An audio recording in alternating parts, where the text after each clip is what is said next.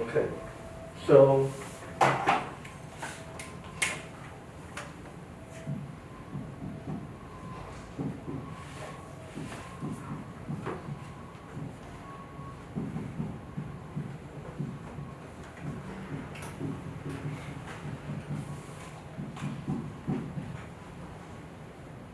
what's going on is that we know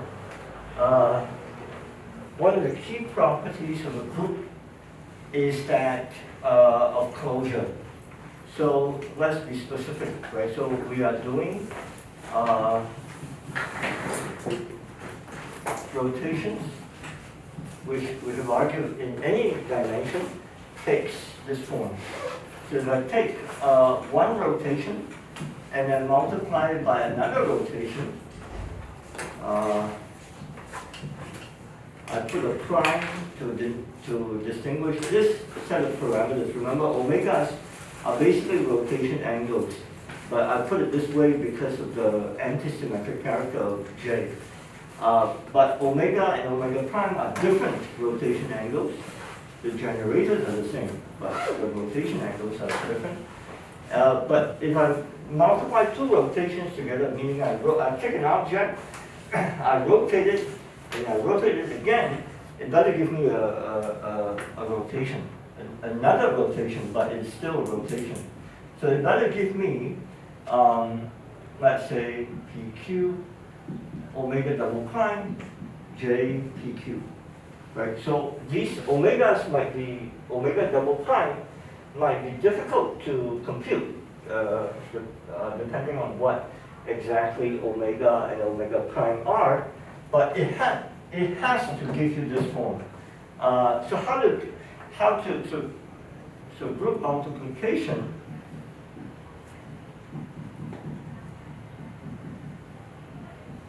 has to obey closure. So for example, rotation times rotation must give you another rotation. Okay. So how to guarantee that? What about this multiplication guarantees that? And this is what I was saying very quickly at the end of the class yesterday. And so the point is the following. If you have the exponential of some operator multiplied by the exponential of another operator, this will turn out to be the following. You can always write it as an exponential of something else, but there's something else. That exponent on the right-hand side will not just be x plus y, because these are operators, right? They don't commute. So you can't just assume it will give you x plus y. Instead, what you will discover is something known as the Baker, Campbell, Hausdorff formula. And the point here is that it is beyond the first two terms. You will have commutators. I think there's a 1/2 here. I need to check my coefficients. And then you will start to have commutators of commutators. I think it's a 112. Again, I'm going to check my coefficients.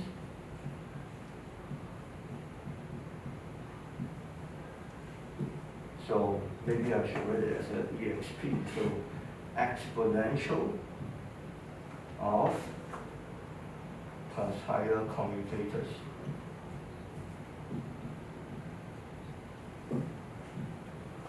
Okay. Just let me make sure I fix my coefficients.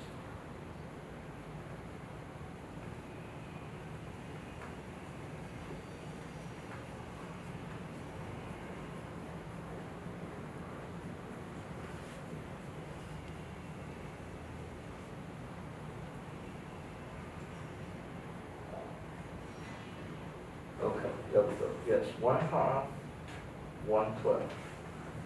And this is minus 112, 112, 1/2.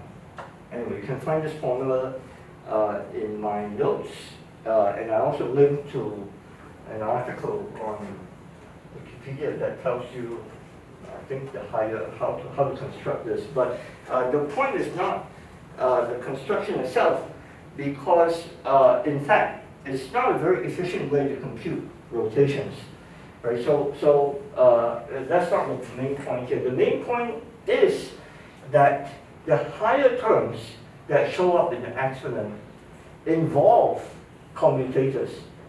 And because they involve commutators, what you realize is that the key question is what are the commutation relations between the commutators, the generators.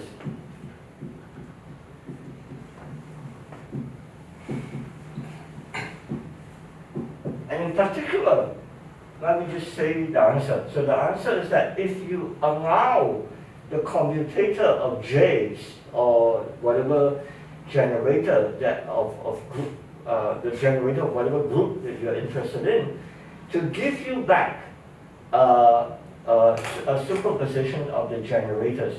So in other words, the commutator itself is closed in the following sense. Right? If you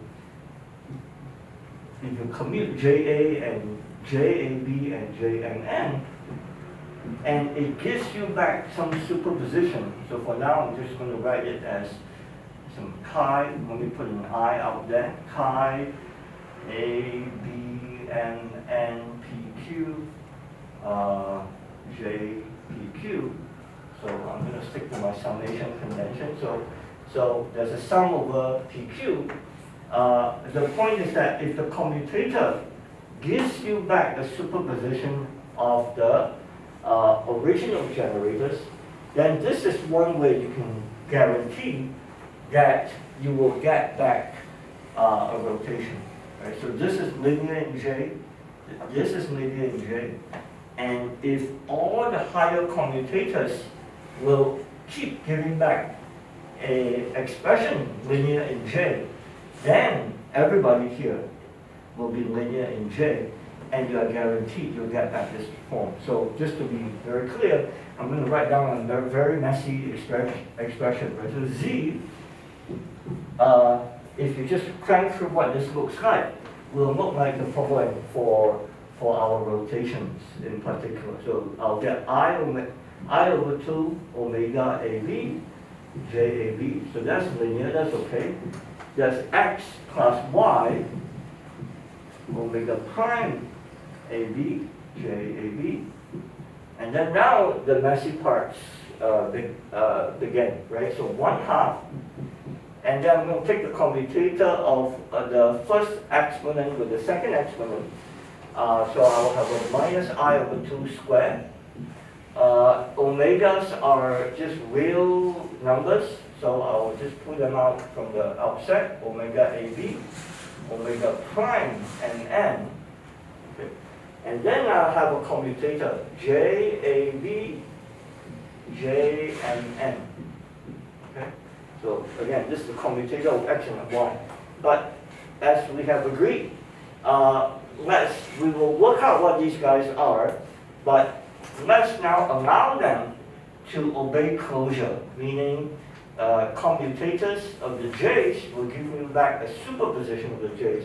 So this I can now replace with I, chi, A, B, N, N, P, Q, and then J, P, Q. Okay. So once we allow for that, then you see, again, the first commutator gives you something linear in J. And then we can keep going. So I have now commutator of X with XY, commutator of XY. So I don't have to do the XY because I just did it. But now I have to do it one more time. So plus 112. And then now X is my omega, so I have a minus I over 2. And then I have an omega AB.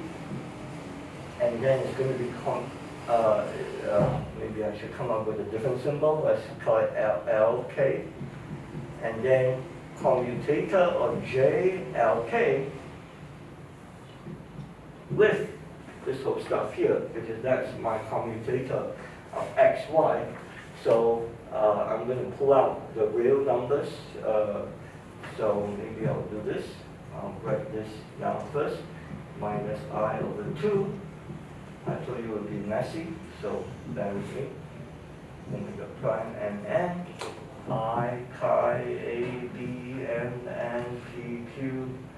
And then now I'm going to commute.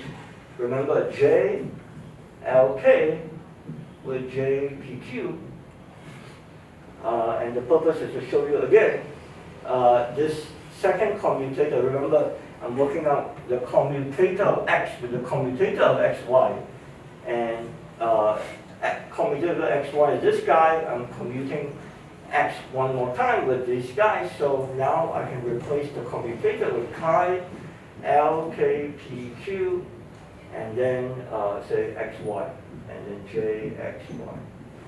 Okay, again, it's linear. So as long as the and let me just stop there. Okay.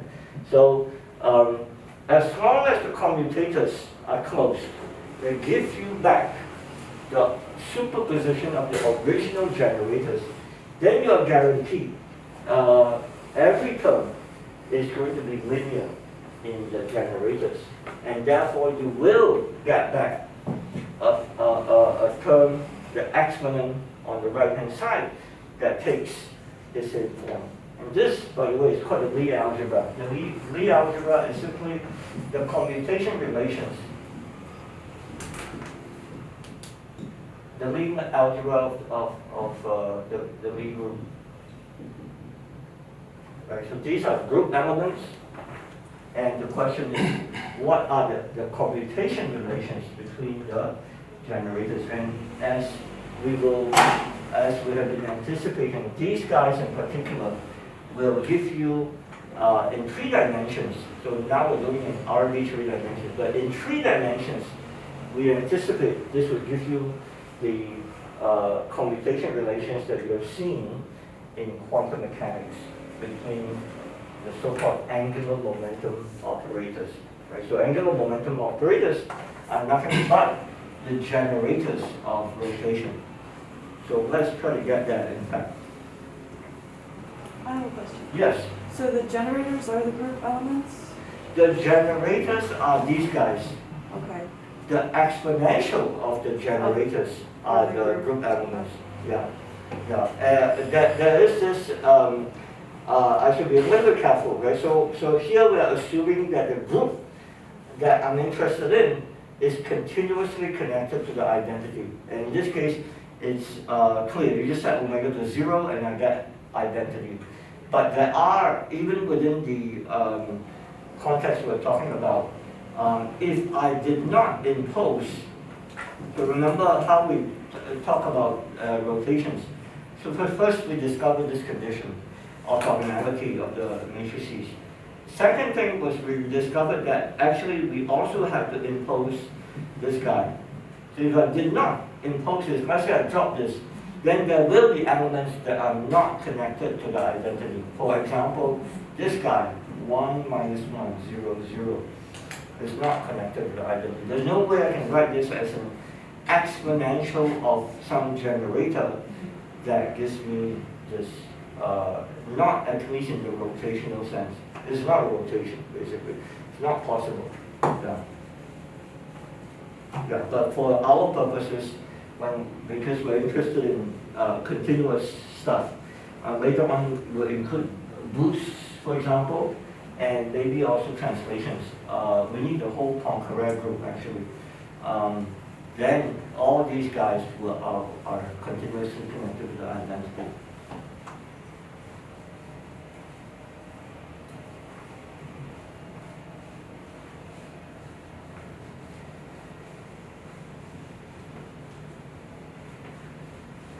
Yeah, so let me just say a few words about how to, in fact, derive the Lie algebra for the rotation group. Right, and because we already have the ingredients in place. So let me just say it. I won't derive it. I don't know if I will make it a I'll probably make it a homework problem, so that you guys can work it out for yourselves. And at least once in your life, right, you should work out the SOD algebra for yourself. Because it's not actually that difficult. Once you understand what is going on. Okay. Of course, you have to find it. So how do you know what to do? Well, in fact, remember I've already told you as far as the matrices are concerned, how to do it. So remember that we deliberately put in an I while defining the generators.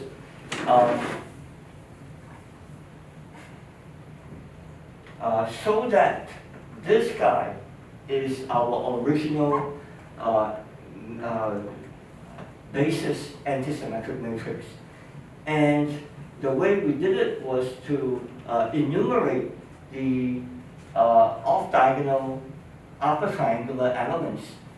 And in particular, we made only one guy 1 and everyone else 0. Right? And this guy can be expressed in this form, using sort of succinctly using Kronecker deltas. And once you recognize that, that means you can write it down. So in fact, we did this. So now I'm going to, in fact, move my I on this side, which will give me a minus I. So in other words, we now have an explicit expression for these generators. And that means I can now work out what is in fact JAB commuted with J, let's say, let me just use my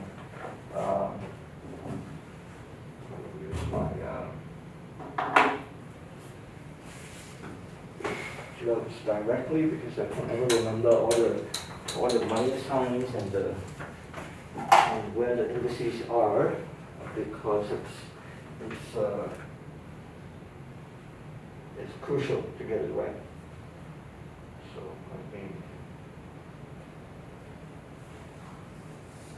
I'm used to using a tablet on my hand, so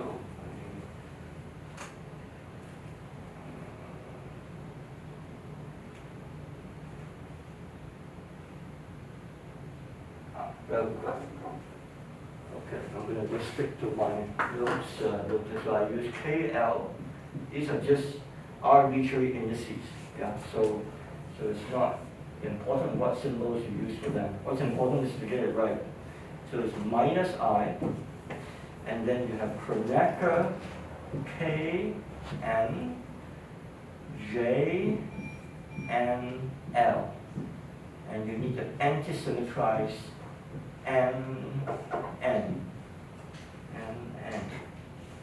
A L. Okay, and then minus Kronecker L N K. Yeah. So you can just check that it needs to be an expression antisymmetric in KL N in NN, and it also needs to be antisymmetric if you swap these two guys, where it's a commutator AB, commutator AB is equal to minus commutator of BA. So that's a basic check that you have to do. So I probably will assign it as a homework problem, and because it's not too difficult, right? So once you know that's the J's, you can work out what the corresponding commutation relations are. And again, I emphasize that it is this Lie algebra that determines completely how your group elements are multiplied together, right? Because the exponent involves commutators and higher commutators of these guys. So once you write down the Lie algebra, at least in principle, right? In practice, that's not how you want to calculate it. It's too cumbersome. But in principle, in theory, you have fixed the entire group multiplication structure. a question. Yes, How high do the higher commutators go? it's an infinite series. Okay. I should have said it, yeah, thanks for asking, yeah. Yeah, it's an infinite series. Yeah, that's why I didn't finish writing it, because you can't, will not be done, right? 10 years later, we're still writing.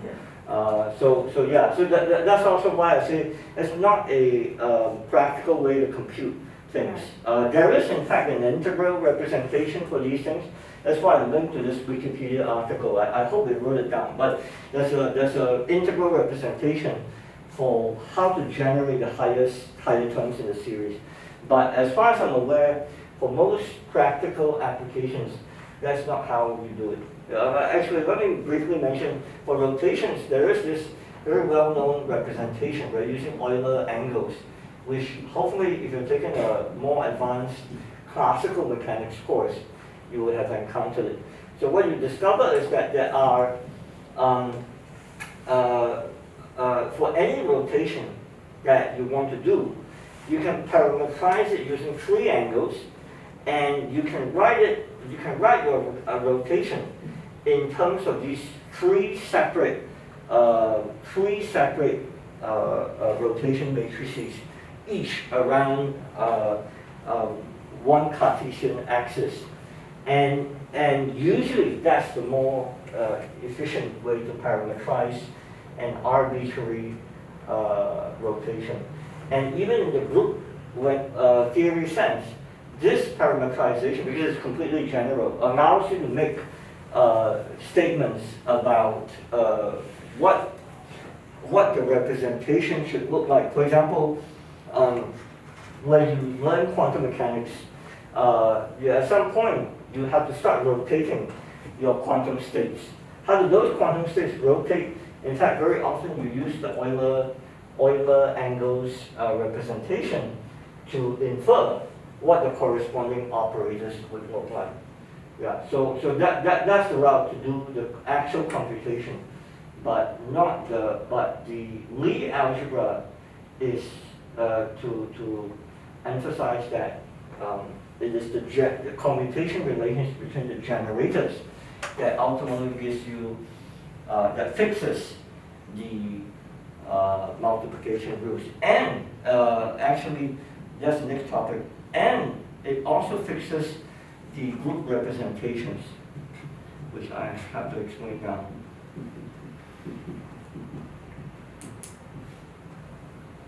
So all this is to lead up, as the reason why we're talking about this group theory stuff is because we need to do quantum mechanics and we need to do quantum field theory, right? So that I don't think they say it like quite this way when you take quantum mechanics, but really they should, right? When you talk about angular momentum, especially when you talk about spin, intrinsic spin in particular, as far as I'm aware, there's really no intuitive way to explain spin. How do you tell your mom or your dad or your grandma?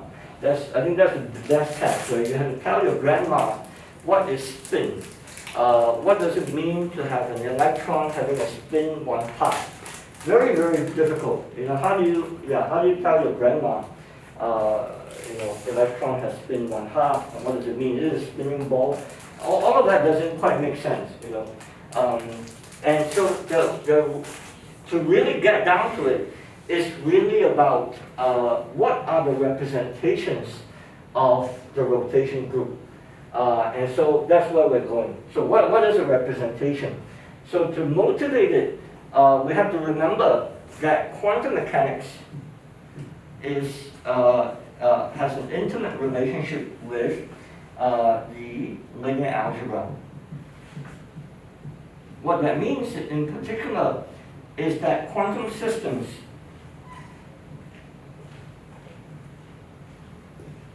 live in Hilbert space,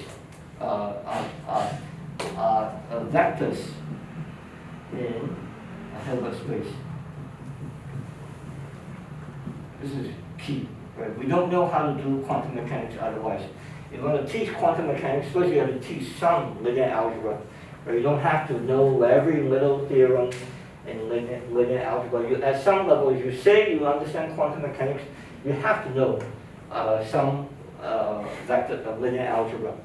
So what that means is that instead of talking about rotations as a matrix acting on a column of coordinates, that's how we intuitively or mathematically we think about it when we start learning about rotations, right? I'll give you your coordinates in Cartesian components, and then I'll apply a matrix. So that's what we've been constructing, and then we'll look at how it changes, all these cosines and sines and so on. And of course, that's how we define it at the beginning, right? That's how we define rotations at the beginning. But then there's now one level beyond that, because when we start to do quantum mechanics, we have to deal with these Hilbert spaces and the corresponding cats and bras and so on. And so therefore, symmetry transformations,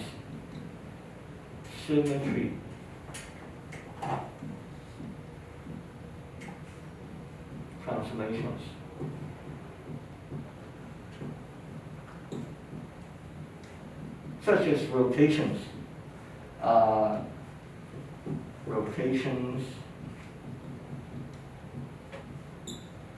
later on we'll do boosts, space-time translations,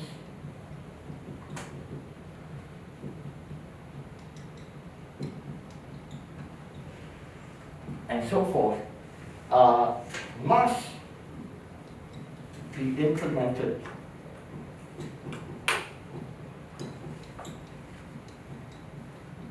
as linear operators, because that's how we transform the vectors, the cats and the bras in Hilbert space. You have to cook up. In other words, now I have to cook up for a given rotation.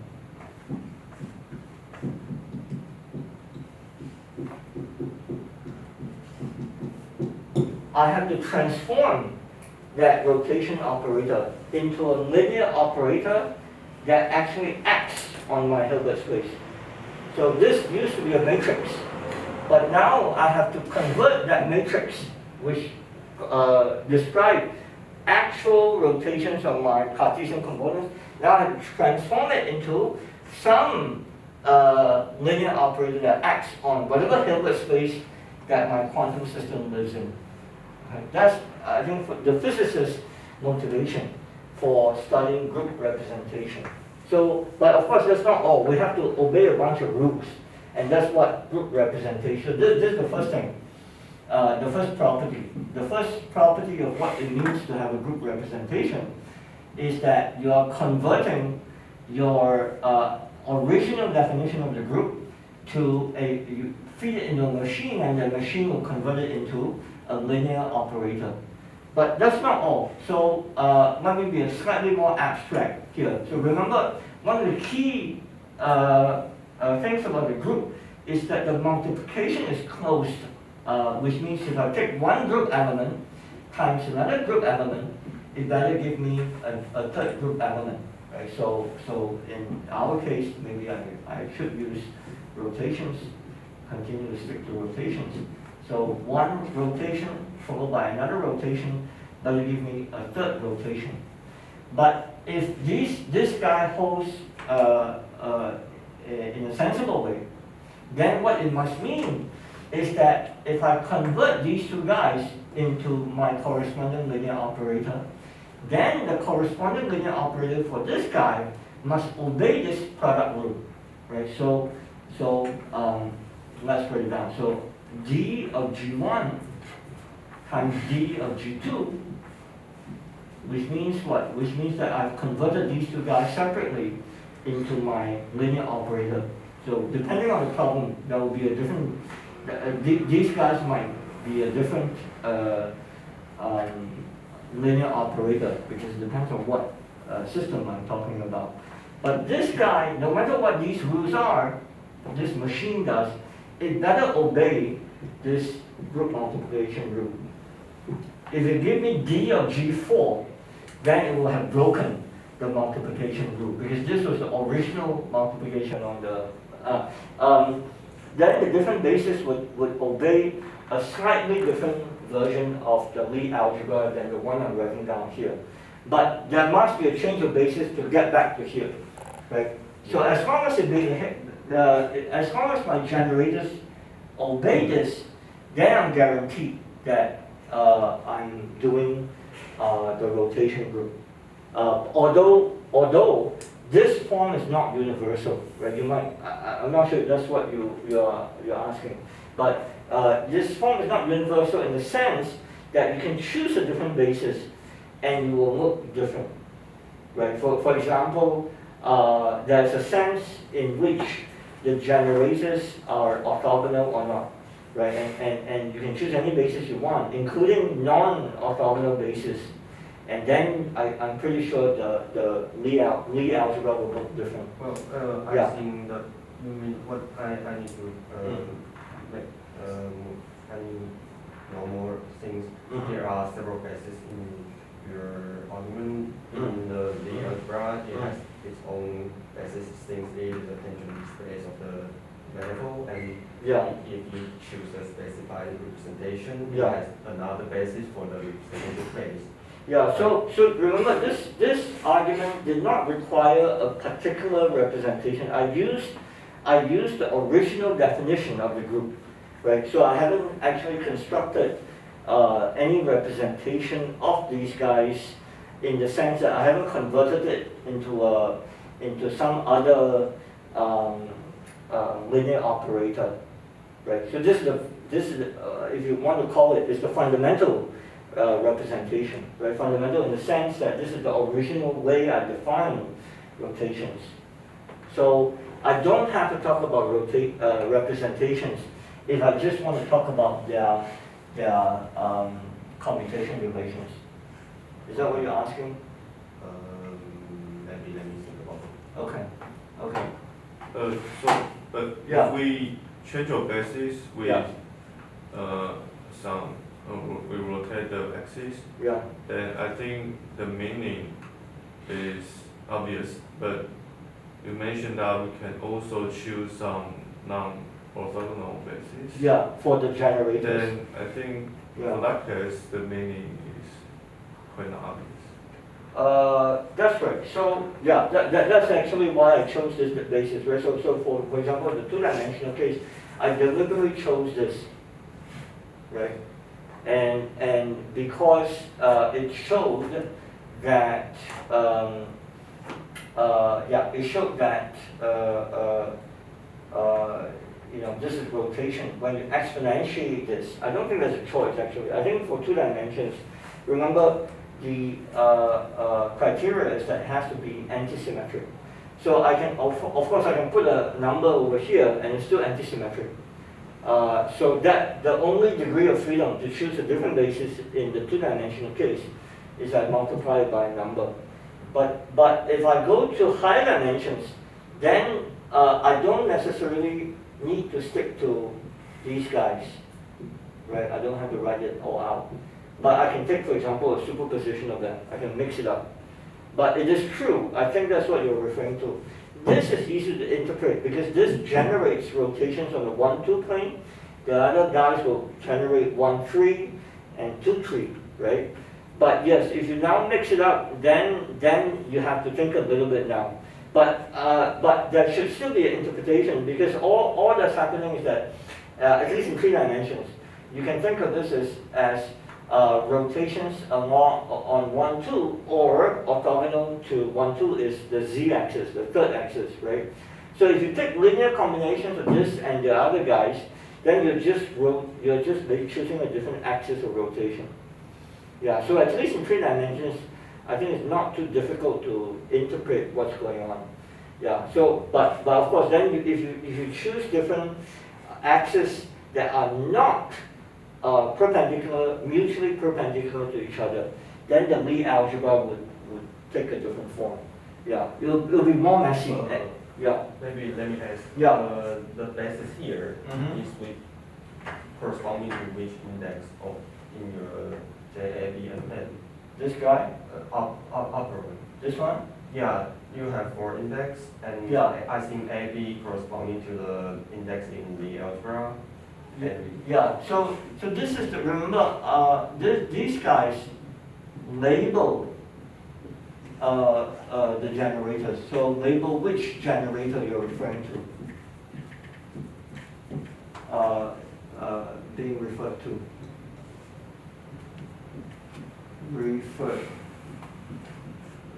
How many R's are there in referred? How many F's are there? Did I ever tell you guys I'm a physicist and I can't spell? Have I ever tell you guys? I really can't. I can never remember how many F's and R's and so on. So anyway, pardon me. I'll say this a few times through this class. I am a physicist and I cannot spell. Okay, it's not something to be proud of, but it's just a fact. Okay, so this is a label. And so for example, in 3 dimensions, there's a J, I can convert these guys to J2, J1, J2, J3. Yeah? So it's a label. And in this case, it means rotation around, it generates the rotation whose axis is the first axis. First Cartesian axis, this is the second, the third. Am I answering your question? And so the more general way to label them is using 2 indices so that I can immediately write down for a fixed pair of AB what the n row and the nth column is. And it's written in this way. Is that But Yeah. but the AB index in some literature, I think they also use it as a tensor, more like a tensor things. I also read some. Yeah, we'll come to that. So you can ask, do these indices mean more than just label? For example, do they transform under rotations? I Right? think they are the tensor or vector. I'll come to this. I'll come. Yeah. So bear with me a little bit. Okay. I'll come round to this. Since you asked, I actually not sure whether I was intending to talk about this, because remember, actually, I just want to talk about. I want to build up rotations, make some contact with quantum mechanics, and then I want to do Lorentz group. Maybe I'll do it in the context of Lorentz. Okay. But yes, these generators do transform, these indices themselves transform accordingly under a change of basis. But that will take a bit, yeah. So let me continue, okay? So, okay, so this is basically the Lie algebra of SOD. So in D greater or equal to 2, I think. Actually, let me do 3 because I don't think you need Lie algebra for 2. Right? In 2 dimensions, there's only 1 generator, and there's no commutation relations to worry about. But what is particularly important for physics is obviously the 3-dimensional case. In 3D, because that's where we live, it turns out there's a dual prescription. And this is getting closer to what you learn in quantum mechanics. So there's a dual description of these J's. And literally, if you have learned some differential geometry, the definition is going to look like what you call the Hodge dual. So the way to define it is to just write down JA, now with only 1 index, is defined to be epsilon ABC, and then contracted with the 2 index guy, BC. And then I should put a 1/2. And here, I should define epsilon 1, 2, 3 with the upstairs indices to be 1. Okay? Have you guys all seen the Levi-Civita symbol? I better review it just briefly, and then we should take a break. I think I heard a bell. So, epsilon ABC, let's go a bit closer, epsilon ABC is called the Levi-Civita symbol. And in my case, actually for what we do, the distinction between symbol and tensor is not super important because we're in flat space. But if you do GR, then there is a difference. And the key point is the following. For our purposes here, you start with epsilon 1, 2, 3, and like I said, I'm defining it to be 1. And then the other defining property of this is that this guy is fully antisymmetric in its indices. And that defines it completely. So for example, what is epsilon 1, 1, 3? Well, if I can swap 1 and 1, and it's supposed to be fully antisymmetric, that means that I can swap 1 and 1, it must give me a minus sign. But it looks like I did nothing, right? But actually, I swapped the first two indices. So that means if something is equals to negative of itself, the only thing it can be is 0. So anytime your ABC has a repeated index, this will be 0. Anytime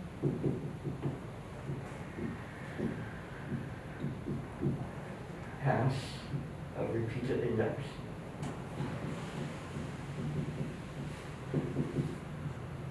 So for example, 1, 3, 1 is also 0 because when you swap 1 and 1 again, you get a minus sign.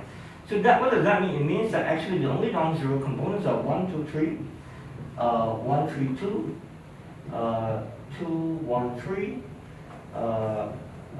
2, 3, 1, epsilon 3, 1, 2, epsilon 3, 2, 1.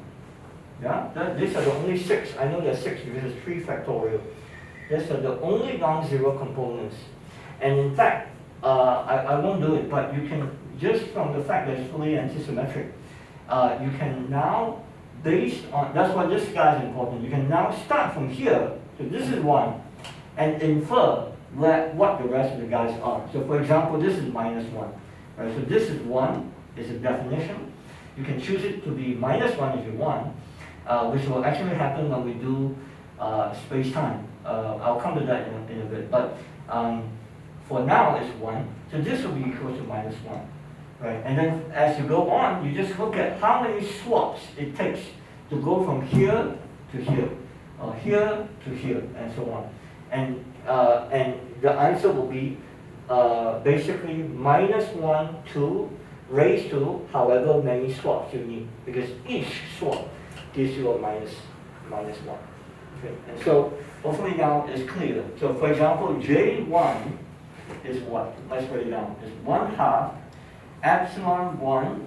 And then remember, the only non-zero components are the ones with all distinct indices. So it's epsilon 1, 2, 3, J 2, 3, plus 1/2 epsilon 1, 3, 2, J 3, 2.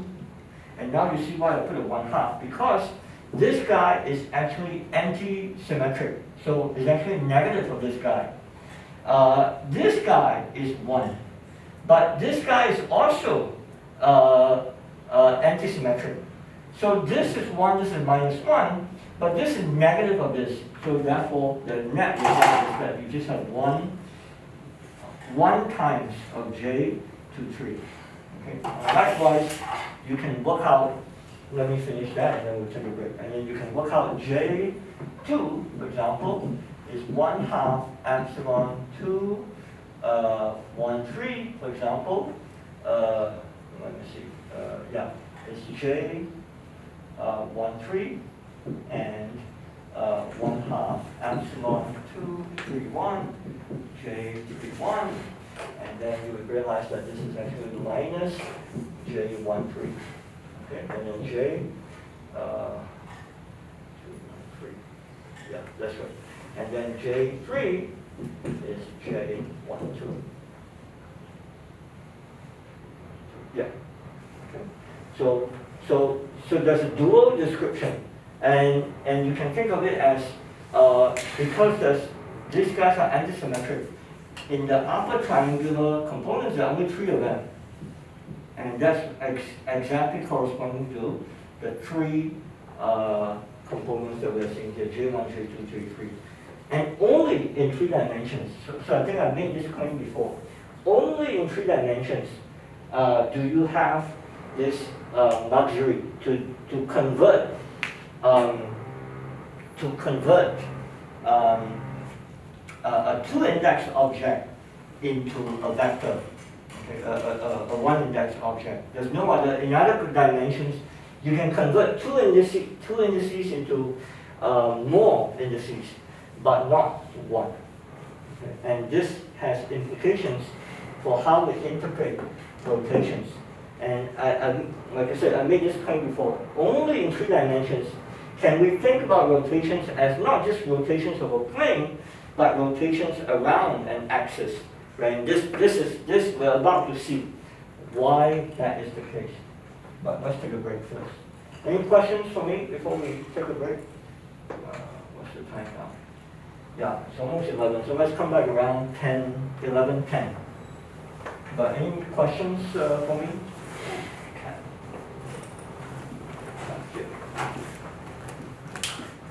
Okay. Let me get some coffee. Okay.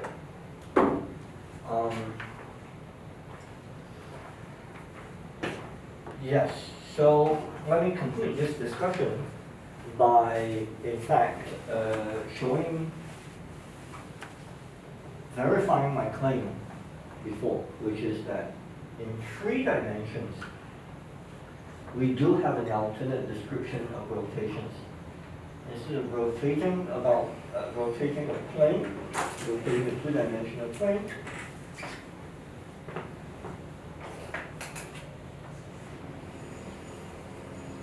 we now can rotate about an axis.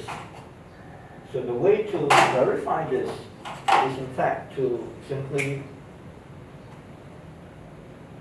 look at rotation about an axis. I should mention this actually is slightly off tangent because I hope to build up the description. I hope to motivate why we need Lie algebras, and then I want to go on to talk about representation theory.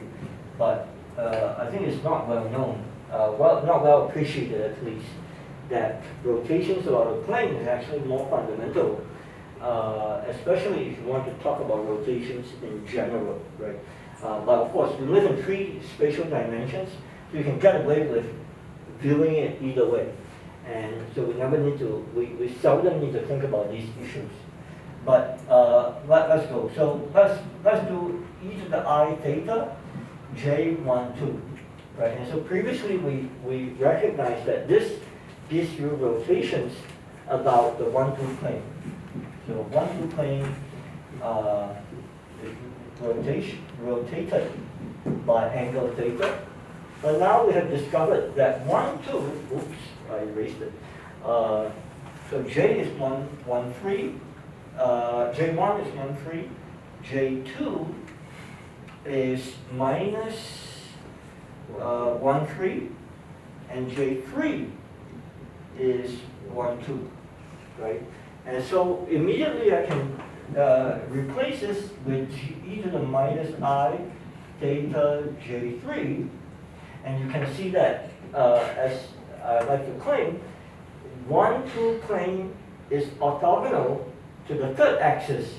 And so this basically means you are rotating about the E3 axis.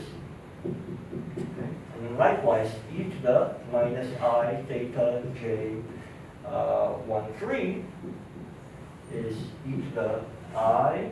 Actually, there's a minus sign, so let me just write it that way, minus I theta, and then minus J 2.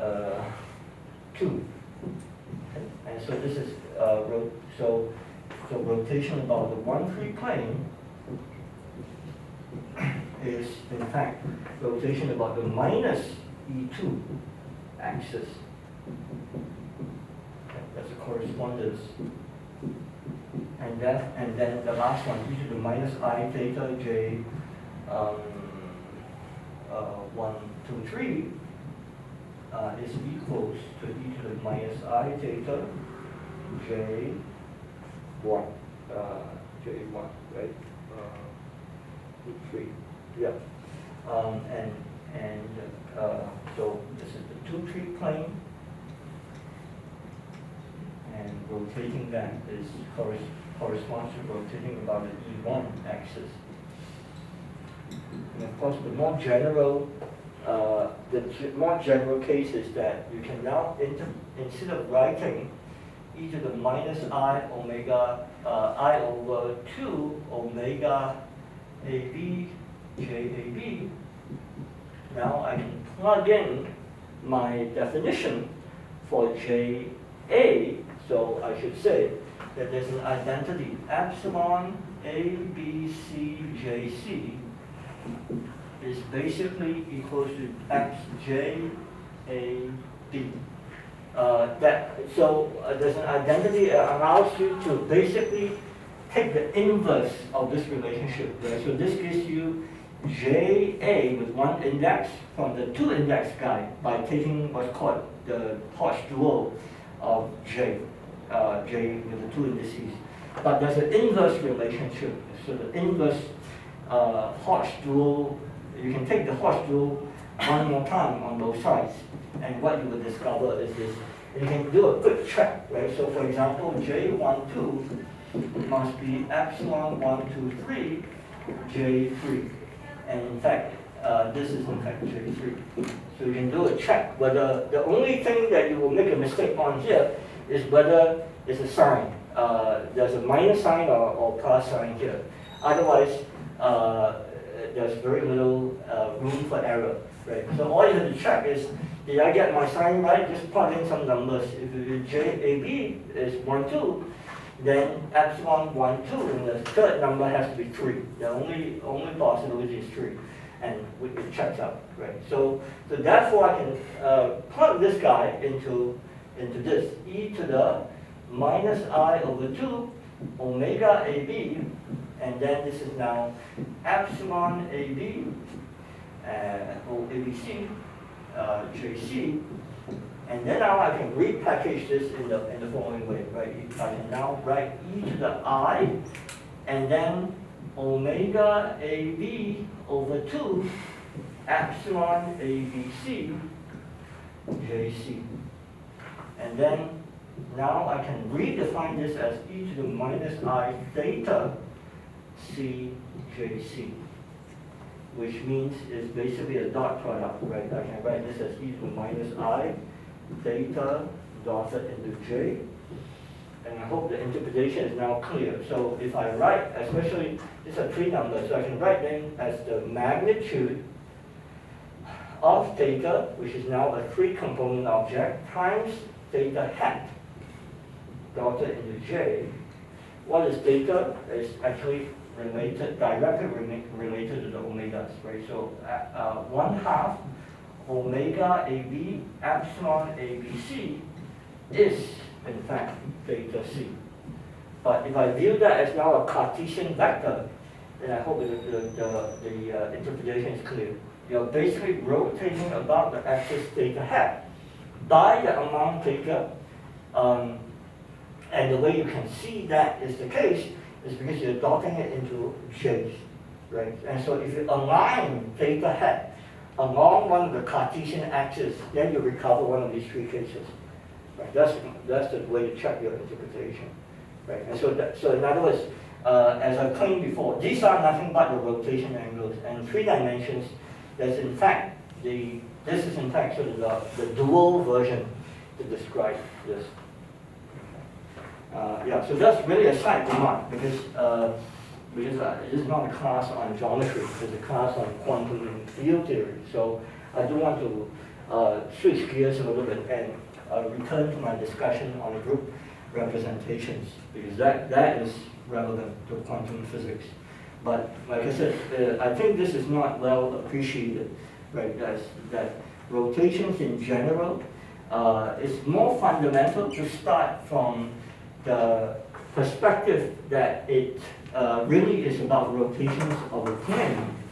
But then, because we have the luxury of living in 3 spatial dimensions, that's why we can get away with either description, right? You are either rotating about an axis or you are rotating about a plane. Okay, so that's why I keep resisting from erasing this guy. Because what I want to say is that in terms of our new variables, meaning, let me just write it back, JA is 1/2 epsilon ABC, JBC. You will discover for yourself, I'm probably going to assign it for your homework. Starting from this, you will discover that, or you can actually take the dual of this guy as well. Right, so you will discover that if you take the dual of this guy and compute the matrix element of this, meaning from the fundamental representation, right, the fundamental definition of what the generators are, you can ask, what is this guy? And you discover that up to an I, which I can never remember, this is actually nothing but the Levi-Civita symbol itself. Okay. But so either using this or starting from here, you will discover in your homework that in 3 dimensions, you can rewrite the Lie algebra of the rotation group in terms of these one-index objects. And now it should look very familiar. JAJB commutator is I epsilon ABC JC. Okay, and so in quantum mechanics, you learn this as the angular momentum commutation relations.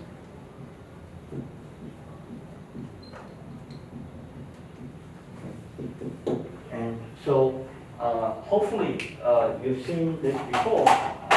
Certainly, you should have. You've taken quantum mechanics, but I'm not sure if in a quantum mechanics course, how much this was explained, right? Which is that it really comes from, you're really doing the study of rotations. That's really where it comes from. Notice, for example, there's no H bar in this, right? I haven't even done quantum mechanics. I say that this is related to quantum mechanics, and it certainly is true. But you notice there's not even an H bar in it yet. Sometimes you will see, I think an H bar is put in somewhere here. And so let me tell you how you've been, okay, maybe I shouldn't say it too, I want to say how you've been duped, but let me not say it so strongly, right? But I said it already, right? So anyway, so, okay, let me show you how you've been duped. But don't tell people that I say you've been duped. So how do you get H bars out of it? You multiply throughout by H bar squared. So you will have an H bar, let me do it here. Okay, so you have an H bar, J A, H bar JB, and then you have I H bar epsilon ABC, and then H bar JC. So basically you package, you group H bar together with the J's, and then now you call it your new J. And that's how you pretend you're doing quantum mechanics. I say pretend again because actually all the discussion up to here, that's why I say you've been duped, right? And of course I don't, I'm half joking, right? You are doing quantum mechanics, but and you're not really being duped. But what they don't tell you is that actually it comes from purely the study of rotations.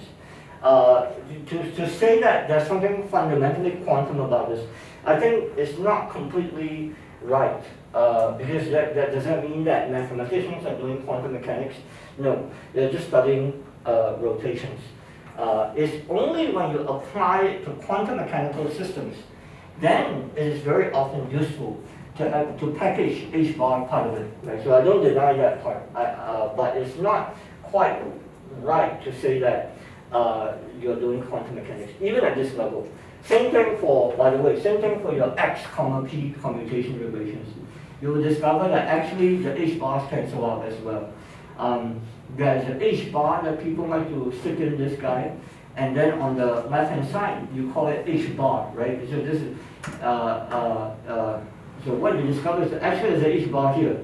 So when you cancel it out, you discover that again you've been duped. You're not doing quantum mechanics. All you're doing there is studying the group of translations. So I think I will get to it when we talk about the Poincare group, but let me not go there for the moment. So for the moment, I'm not going to put H bars in it. But what I would say is now I'll come back to the issue of group representations. So we are building our way to do quantum mechanics. So I should say the reason why it's useful for physicists is because, again, the group elements need to now be acting on Hilbert spaces. How do you act on Hilbert spaces? Again, you need to convert your original group elements, which in our case were actually rotation matrices. Rotation matrices don't act on Hilbert space. It can't act on the hydrogen atom. It can't act on your elementary particle, right? So what you need to do is you first convert these rotation matrices into a linear operator that then acts on the Hilbert space of your hydrogen atom or the Hilbert space of your elementary particles and so on, right? And likewise, so D of G is a linear operator. And so likewise, the J's, the generators, must therefore also be linear operators.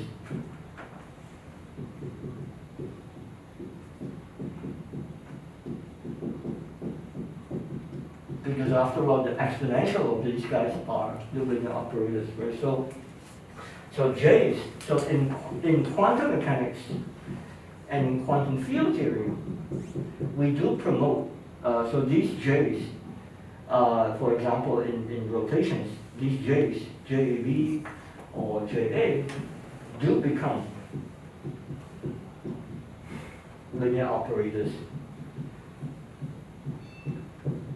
acting on Hilbert space. But again, the reason for doing that is so that we can understand what does it mean to rotate a quantum system, right? Otherwise, it itself is not, there's nothing fundamentally quantum about it.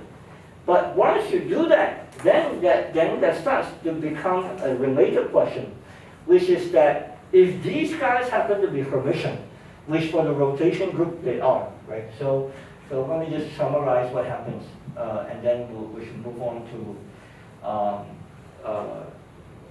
the Lorentz group. Actually, I'll go back a little bit to the geometry of the Euclidean group, and then I'll start to do the Lorentz group. So these happen to be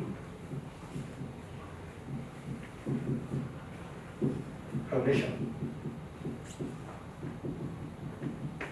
So in the quantum context, that means that they are observables.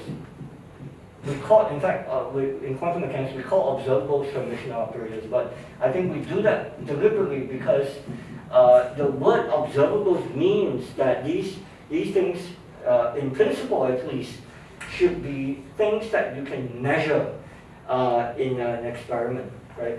And particularly, of course, not the operators themselves, but the eigenvalues. So the eigenvalues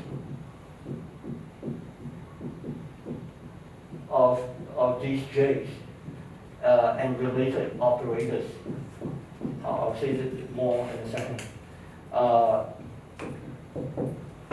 Are, at least potentially, I say potentially because again, right, it's one thing to say in theory, another thing to cook up the right experiment and, do you have the technology to do it and so on, are potentially outcomes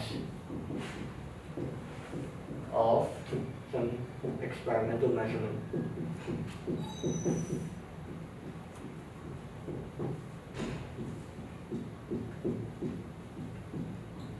That's yet another layer of why the study of Lie algebra is important. Because it turns out that from the algebraic properties themselves, and let me, in this case, be specific. From the algebraic property, as far as local physics is concerned, meaning if you're doing experiments in a local region of space-time, then it's to a very good approximation. Space-time is flat, and so it turns out the laws of physics obey these space-time symmetries of translation symmetry, rotation symmetry. The things that are broken are these discrete symmetries. The time reversal symmetry is not true because of something called CP violation. And then parity invariance is also violated.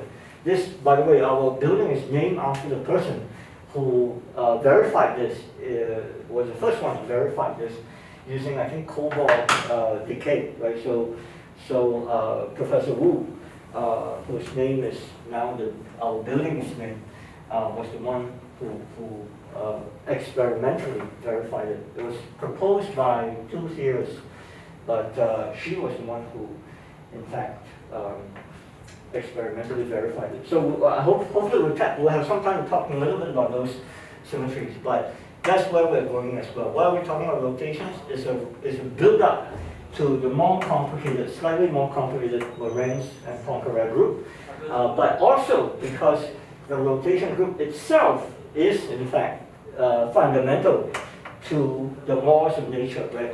As far as we can tell, all the fundamental laws in nature are rotationally invariant. It will be very strange. One day we discovered there's a preferred direction. People do study these things in cosmology, by the way. Is there a preferred direction? And what are the consequences of that? So it's a fascinating topic, but as far as we can tell, the answer is no. There's no preferred direction. Okay, so I want to briefly talk about SU2, because it will show up quite prominently even in quantum field theory. For example, the construction of the Dirac equation, which I hope to do in the way when I'm building things up, is actually very, very intimately related to our understanding of SU2. So SU2 means special unitary 2x2 matrices.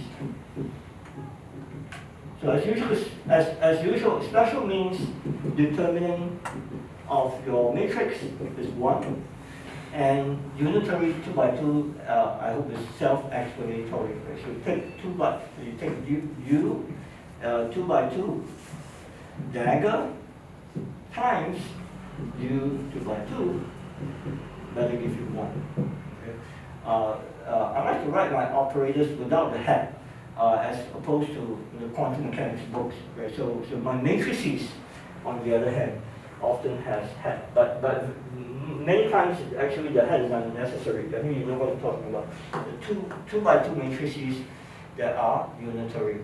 And it turns out that this is as good as a time as to talk about it as any other. It turns out that we have a very convenient basis, otherwise known as the Pauli matrices. What I like to do is I like to call my sigma 0 the identity 2x2 matrix. And then what you know as the Pauli matrices from quantum mechanics, I like to call them my sigma I. Right? So these are the Pauli matrices. Sometimes I will just call everybody the Pauli matrix, but I think that's a little bit abuse of vocabulary. But you're going to pardon me. So altogether, if I call them altogether sigma mu, that's actually why I call them altogether Pauli matrices sometimes. Then what happens is that, so in this case, I will run from 1 to 3, but mu, in this case, when I start using Greek indices, mu will start to run from 0 to 3. let me write it out, 1, 2, 3. Right, and in this case, 0 doesn't mean time, it will mean time in a little bit, but it just means it's referring to the identity matrix. So why this is a very useful set of matrices, because actually any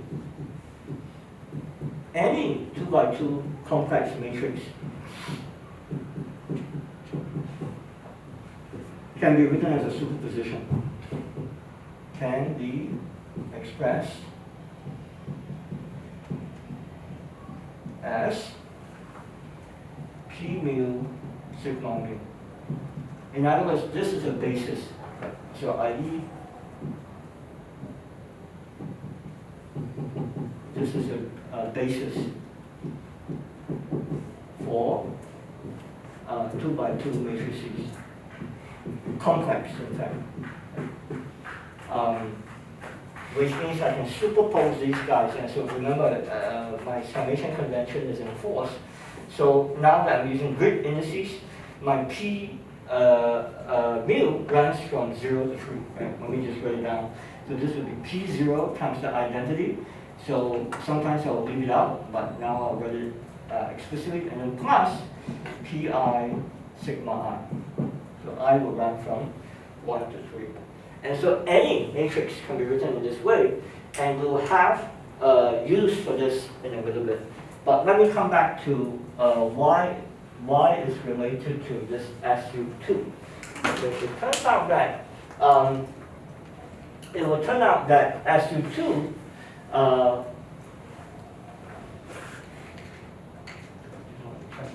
okay, yeah. So I don't have a huge amount of time, so let me just tell you the answer, and then the next time I'll tell you a bit more about it. So SU2 turns out to be expressible, any element of SU2 turns out to be writable as the exponential of the superposition of these Pauli matrices. And so that means, so in particular, what that means is that I should be able to check, right, that this guy is unitary. Well, it's easy to check it now. So let me take the dagger, e to the I over 2 theta dot sigma. Take the dagger of this, and I multiply it by itself. Well, what's the one key property of these? These are all permission. Okay. And so when I take the dagger of this, as long as theta are real, these are real angles. And there's a reason why I read this as theta, because it's directly related to, sorry, I erased it already, the same thetas I wrote down for the j's over there. But I will make the identification in a bit. But here I'm just going to check for you, okay, why I call them SU2. So I'm checking the unitary part of it first. And so let's continue. So it's real. So when I take the complex conjugate, I becomes minus I becomes plus I over 2 theta dot sigma dagger. But because it's permission, sigma dagger is just sigma.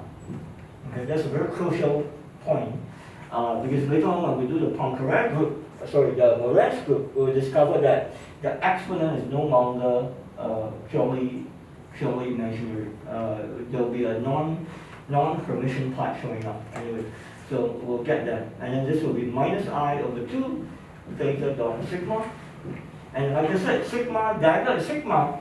And so now these guys I can combine them, and so I get e to the 0, which is identity. Okay. So unitarity is very easy to check. If I give you the answer, it's very easy to check. And then the other part that's slightly harder is determinant equals to 1. Determinant of e to the I over 2 theta dot sigma. And then remember, and so this part is non-trivial because you have to know this formula. Determinant e to the x equals to e to the trace of x. So you've seen it once before. It's the second time that we are using it. But now this means it's e to the I over 2 theta A trace of sigma A. Okay, these are just numbers, so I'm really taking the trace of the matrices.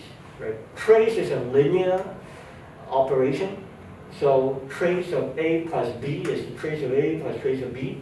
That's why I can factor it out. I can write it in this way. But that's the other property of the Pauli matrices.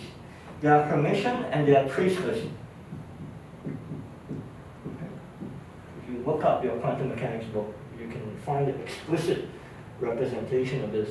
So usually the quantum mechanics books that you have, they diagonalize sigma 3. Very similar to what I was saying earlier about J3 and J squared. Right? Usually you choose J3 to be diagonal, and then little j, the eigenvalue, the label for the eigenvalue for J squared,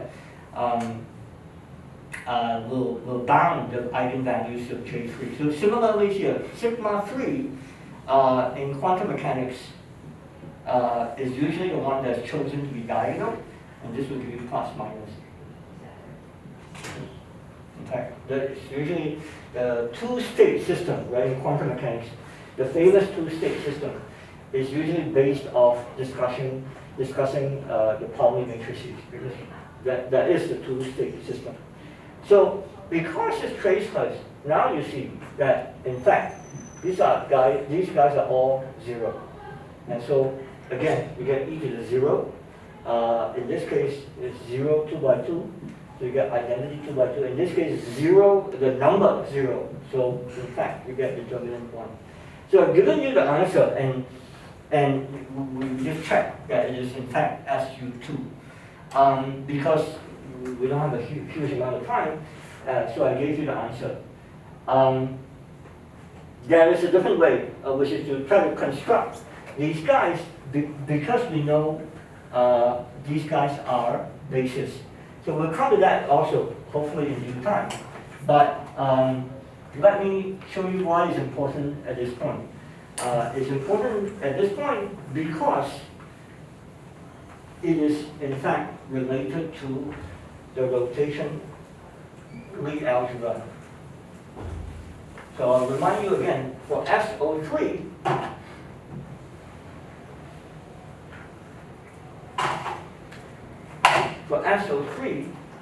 remember, the Lie algebra is completely abstract, right? I just want to find a set of operators that obey these commutation relations. And once they do obey the commutation relations, then I know I can use them to build the linear operator that corresponds, when acting on a Hilbert space, is a representation of the rotation group. Right? So all it comes down to is, does it obey the Lie algebra? So let me just remind you again, JA commuted with JB is I epsilon ABC JC. And so if you take these matrices, you will actually, I like to remember this relationship. When you multiply them together, you'll notice that they form this algebra. First, the diagonal components is connector ij plus epsilon ijk sigma k. Okay, this is something I like to remember. And so now we can take the commutator. So if I swap j and I, the diagonal terms are the same, but now you have a minus sign. Minus epsilon ijk. Why minus? Because when I swap ij, remember the magnitude beta is fully antisymmetric. So instead of swapping it, I just pick up a minus sign. Sigma k. Okay. And then now let's subtract that. Commutator of sigma I, sigma j is of course sigma I, sigma j minus sigma I. And that's basically the difference of these two guys. This is I, this is minus I, so when I subtract them, I get 2I epsilon ijk sigma k. You guys haven't heard that I don't like whiteboards, right? Have you heard today? Have you heard me say that? Not today. Not today, yes. So now you hear, yeah, you think you get away with not hearing me say I don't like whiteboards? Yeah. See, the ink just gets fainter and fainter and fainter, and then I switch my marker. Never happens with chalk, right? You can at least see the chalk isn't long enough to write. Anyway, so now I divide throughout by 4. And now you see that I have sigma I over 2, sigma j over 2, that's divided by 4 throughout. And then 2 will go away, and I have epsilon ijk, sigma k over 2. And now it should look exactly like this. But now I can identify JA to be sigma A over 2. And if you remember, the eigenvalues of sigma 3 are plus minus. That means immediately you can say that in this case, sigma J3, if you diagonalize it if you diagonalize J3 and say J squared, what do you get? You get, in this case, plus minus 1/2. Meaning M is plus minus 1/2, whereas little j itself is 1/2. So J squared, in this case, is J times J plus 1, but J here is 1/2. So this is the first steps towards describing fermions, in fact. So it turns out, so in quantum mechanics, you're told, oh, do these things exist? And then you say, oh, yes, they do. And these turn out to be fermions, and then you're told a whole bunch of consequences, like, electrons are spin half, and one of the key properties of spin 1/2 systems is that they behave in they're basically antisocial, right? So they don't like each other. So when you cannot pile more than one fermion in the same quantum state, right? So when you learn, for example, the periodic table, building up from a quantum principles point of view, you learn that there are these orbitals. Why? Because electrons have spin up and spin down, so you can have spin up, spin down in the same state, but beyond that, in the same energy level and the same orbital, but beyond that, you have to go to the next orbital and so on. Why that is the case? Why do fermions have this property, this antisocial property? Actually, it's called the Pauli exclusion principle, right? It was very crucial for explaining, for example, atomic structure. And in fact, it's very crucial for explaining the stability of matter, right? If all the fermions start being antisocial and start becoming social, then we have a problem. All the matter that we see around us is built out of electrons, protons, neutrons, and these are all spin half particles. And if they start becoming social, meaning now I can take away the Pauli exclusion principle, all the matter around us will now have the capacity to just collapse to that ground state. And then we'll be in trouble. Everything around us will not be stable anymore. Just collapse to the ground state and will not exist. Right? So in relativistic quantum field theory, it turns out that the relationship between spin half and the Pauli exclusion principle is usually called spin and statistics. This relationship falls out of the quantization rules that we will see, hopefully in a few weeks. So this is yet another reason why quantum field theory is more fundamental than quantum mechanics, the non-relativistic quantum mechanics that we learn as undergrads, right? Because it is able, by incorporating relativity, it is able to explain more than what quantum mechanics is able to do, right? In quantum mechanics, I think it was Pauli who just asserted, oh, it must have these rules, exclusion rules. But why it is the way it is, at least in quantum field theory, we realize that it comes out with these quantization rules that if you do not impose, we'll see later on that the Dirac Hamiltonian will not have a lower bound, right? So if you don't impose what's called anti-commutation relations, you'll discover that the energy of the Dirac particles can be as low as you want.